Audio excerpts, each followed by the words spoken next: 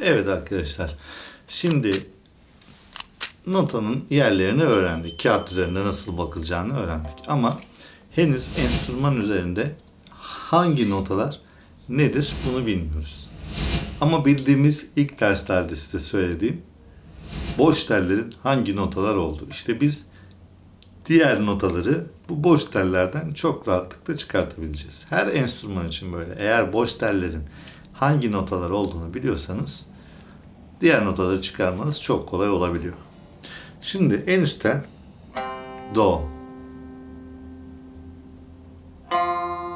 Üstten üçüncü tel fa. La.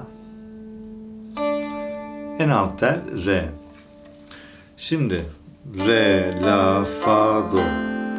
Ya da do, fa, la, re. Tamam mı? Buymuş. Şimdi o zaman biz en alt telden başlayalım birlikte. Bakın arkadaşlar. Re dedik. Bu tel re ise en alt tel. Bu arada akorumuzun da yapıldığını düşünelim. Ben size daha sonradan bunu nasıl akord edeceğimizi de göstereceğim. Ama zaten şu boş tellerin ne olduğunu biliyorsanız herhangi bir akord programıyla da artık do, fa, la, re'ye göre kendiniz yapabilirsiniz. Bu arada en üst telden başladık. En üst tel do. Üçüncü tel üstten hemen yukarıdaki tel, yani şöyle söyleyeyim. En üst do, fa, la, re diye gidiyor. En alt tel re'ydi ya boşta. Re. Bakalım birinci perdeye. Re.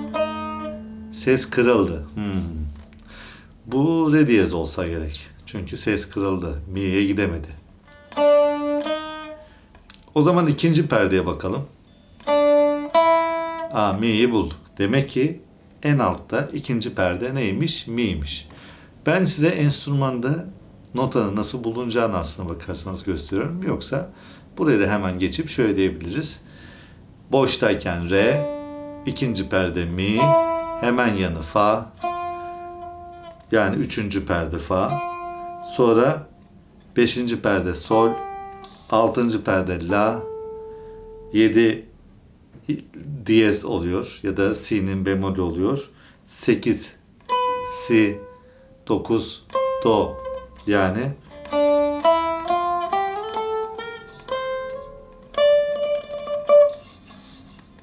mi, fa, sol, la, si, do, re. Re'ye kadar geldik. Şimdi yukarıyı da bulmak kolay. La'yı biliyoruz ama alt telden de bulabiliriz bunu. Ne dedik? Bak şöyle söyleyeyim. Re, mi, fa, fa, mi, re. Do lazım bana. Yukarıya gideceğim yani. Biz ne dedik? Do, re, mi, fa, sol, la, si, do.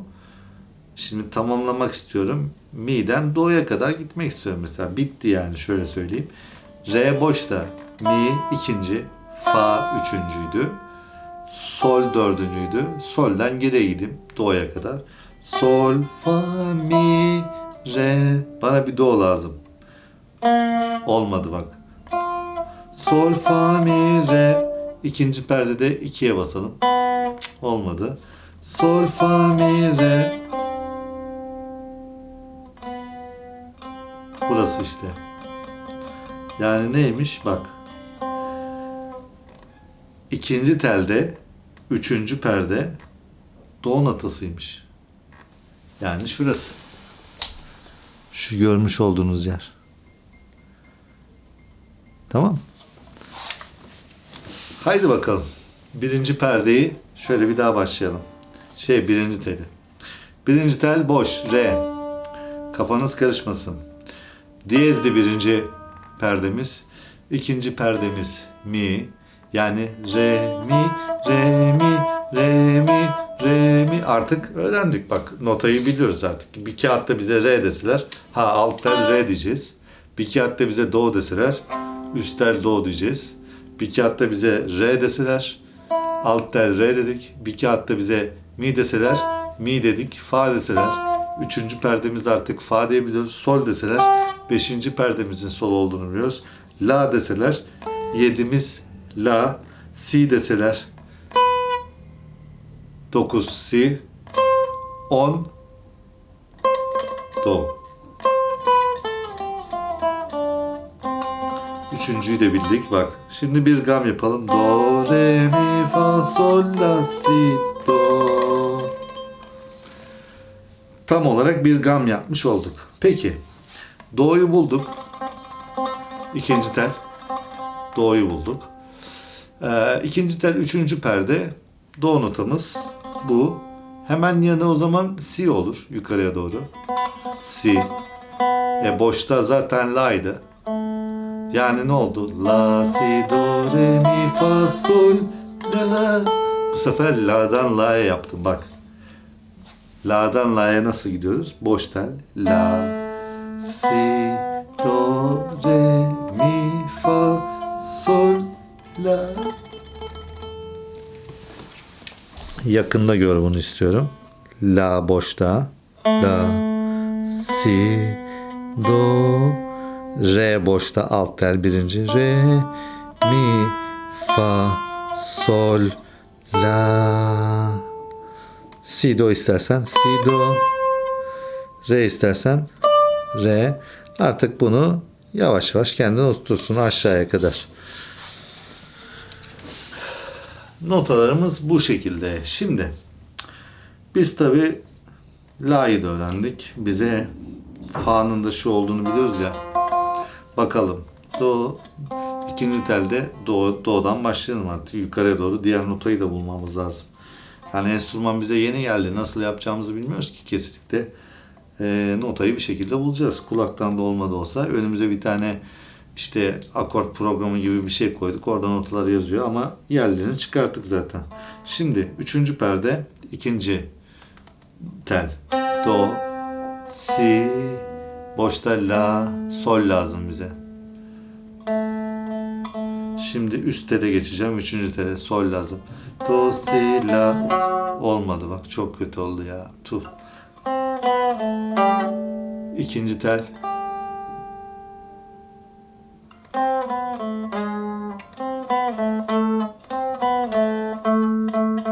Bak. Bu ne? Üçüncü telde dördüncü perde bize la sesini verdi. Demek ki la buysa sol ile la arasında iki tane perde vardı. O zaman sol burası. Yani bak. Şurasıymış. Üçüncü telde ikinci perde. Yani geriden gidelim yine. Do, si, la, sol. Do, si, la, sol. İkinci tel, üçüncü perde. Do, ikinci tel, ikinci perde. Si, ikinci tel, boş la. Üçüncü tel, ikinci perde. Sol. Peki, sol buydu. Biz ne yedik? En üstten üçüncü tel fa değil mi? Boşta. Bak, fa'yı da bulduk. Boş fa. O zaman çalalım bakalım fa'dan. Gidelim bakalım do'ya doğru. Fa, sol, la, si, do. Fa, sol, la, si, do.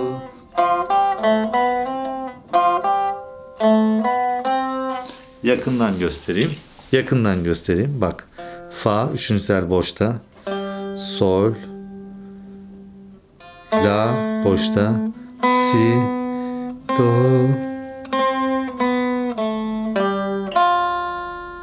Fa'ya kadar gitmiş olduk. Bak fa boşta üçüncü tel. Sol. La boşta. Do ikinci teldeyiz. Si ikinci teldeyiz. Boşta ikinci tel la. Sol. Boşta fa. Fa'yı da bulduk ama bize mi, re, do lazım. Do üstte boş. Evet. Fa, do, fa, do. Demek ki üst telde bizim iki tane nota ihtiyacımız.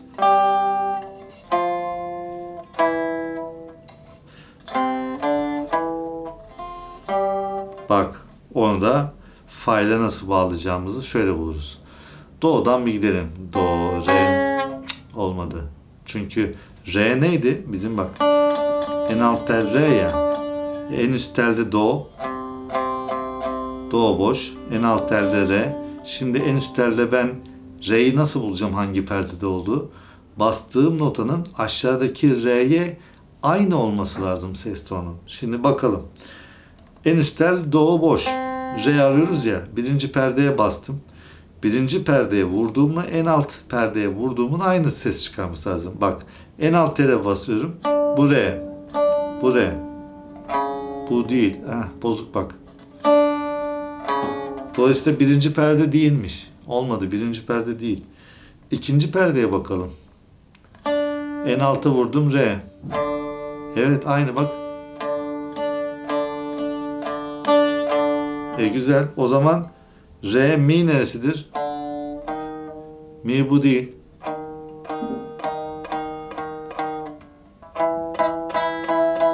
Evet, bu. Yani 1, 2, 3, 4. İkinci perde re iken dördüncü perde de mi'ymiş. O zaman ne yapalım? Bir çalalım bakalım. Do, re.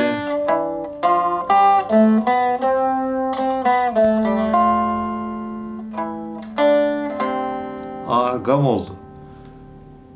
Doğru muyum? Bak, nerede gam yaptık? Aşağıda, şuradan yaptık.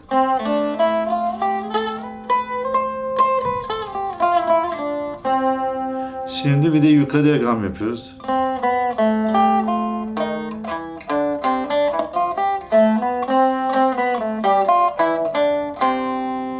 Tamam.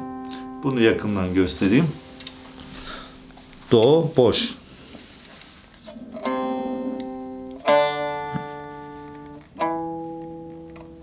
Fa boş.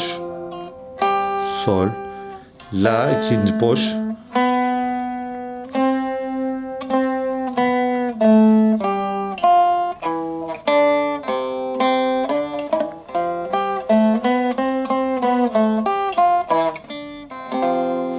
Şimdi biz bu derste ne öğrendik?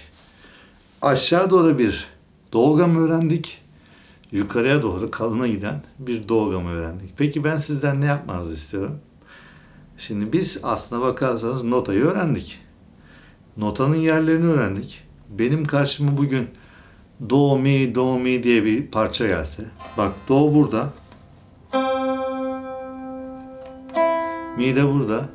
Do mi do mi do mi do mi do fa do fa do fa do fa do mi do mi mi do mi do fa do fa do fa fa. Ne yapıyorum? Bak, müziği çalıyorum aslına bakarsan. Çünkü bunu ben öğretmiş oldum size.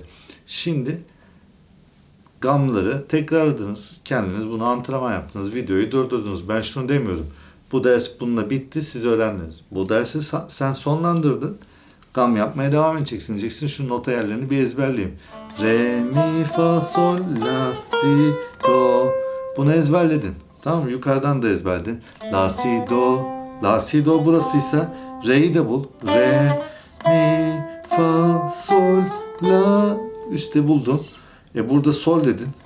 Fa, sol, la, fa, sol, la, si, do, re, mi, fa. Bunu da buldun. Tamam mı? Şimdi antrenman yaparken bunların antrenmanlarını yaptım, buldum. Biraz emek istiyorum sizden. Öyle hemen her şey yok. Yukarıdan notaya çalışırken do, re, mi, fa, sol, la, si, do. Bunların yerlerini artık ezberledim. Tamam mı? Şimdi ben diyorum ki bak, ikinci perde, ikinci tel, üçüncü perde ne notası? Do notası. Biraz önce bulduk. İkinci perdede do notası basıyoruz. Bastım. Birinci telde mi notası. Kaçıncı perde? Sen soru hemen cevap ver. İkinci perde işte. Çok basit. Bak. Vurduğum zaman do mi'ye aynı anda. Bak, tutuş yerine bak. Üçüncü perde koyduğum şurası. Diğer elimle burada. Sen şimdi diyeceksin ki hocam kafam karıştı. Niye? Sen bana bu parmağı birinci tele koydun. Yok arkadaşım, bak parça çalıyoruz ya.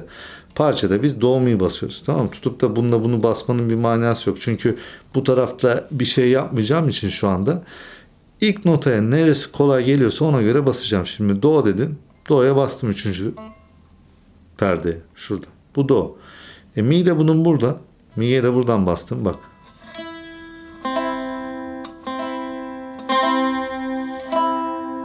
Tamam mı? Şimdi başka bir şey daha göstereyim size.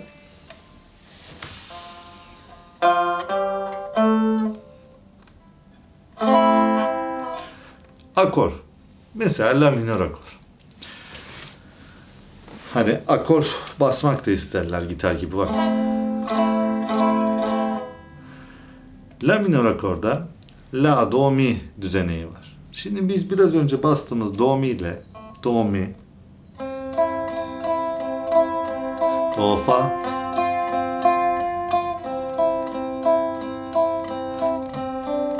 do, re,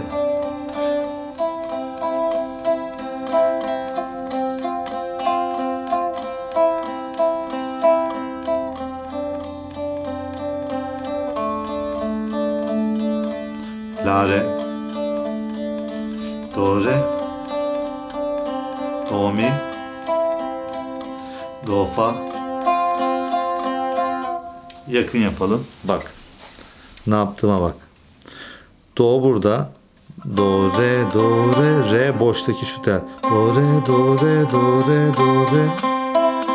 Do, mi, do, mi, do, fa, do, fa, do. Bunu da kaldırabilirim. Elim yapışıkken bir önceki tele fa'ya burada bastığım için bunu kaldırmıyorum. Gereği yok. Yoksa aynı şey. Böyle de olabilir, böyle de olabilir. Ama tekrar dönerim diye bu eli burada tutuyorum. Şimdi tekrar başlayalım. Do, re, do, re, do, re, do, re, do, mi, do, mi. Do, fa, do, fa, do, fa, do, fa, do, mi, do, mi, do, mi, do, mi, do, re, do, re, do, re. Re, la, re, la, re, la, re, la, re. Niye la oldu? Çünkü bu tel boştayken la. İkinci tel boştayken la, ikinci tel boştayken size la sesini verir. O yüzden şimdi biz do mi'yi öğrendik. Okey.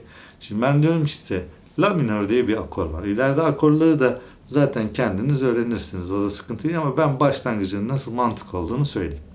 Çünkü bazen görüyorsunuz, diyorsunuz ki ya bu saz gibi bir şey de değil. Böyle insanlar buraları falan çok basıyor. Tamam, normal ama şu var. Mi'yi öğrendin. Do'yu öğrendin. La burada. La da burada. La niye orada? Çünkü solun üçüncü del fa boştu. Sol buydu, öğrendik. La da bu. La nerede? 1, 2, 3, dördüncü tel. Dördüncü perde. Üçüncü telde, dördüncü perde la. Şimdi do, mi'yi öğrendik. Diyorum ki bak şurada, bak burada, buna da koy la. Bunu vurduğun zaman bu akor la minör akoru oluyor. A, M ile gösterilen akordur. Aynı zamanda bu derste hem nota yerlerini öğrendin hem de akor öğrendin. Bu akorla şunu bile yapan var.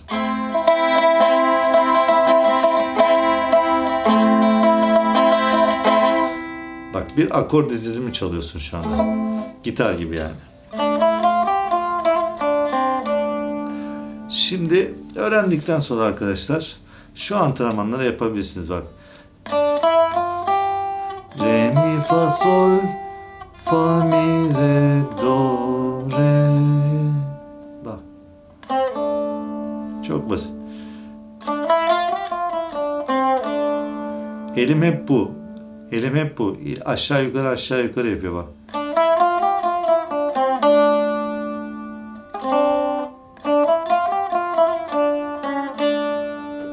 Şurada do diyez. Bak mesela. Do'nun hemen yanındaki. Bu do.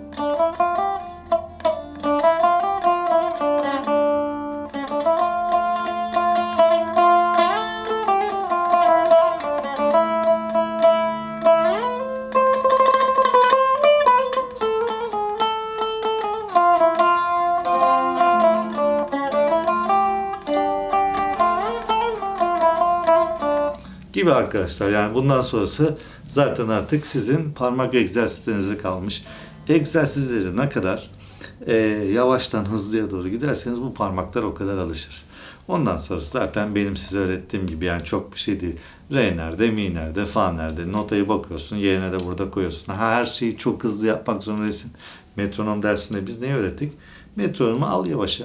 30 al. Evet, yavaşlarda çalmak daha zor. Al yavaş 30 al. Orada çalmaya başla. Sonra yavaş yavaş parmaklar oturdukça 30'u 40, 40'ı 50, 50'yi 60, 60'ı 70. O şekilde. Tamam. Şimdi bugün öğrendiğimiz derse göre boş tel, re, la, fa, do, bunu bildik. Bunu bildikten sonra bir sonraki derste akorları artık geçeceğiz arkadaşlar. Kendinize iyi bakın. Hoşça kalın.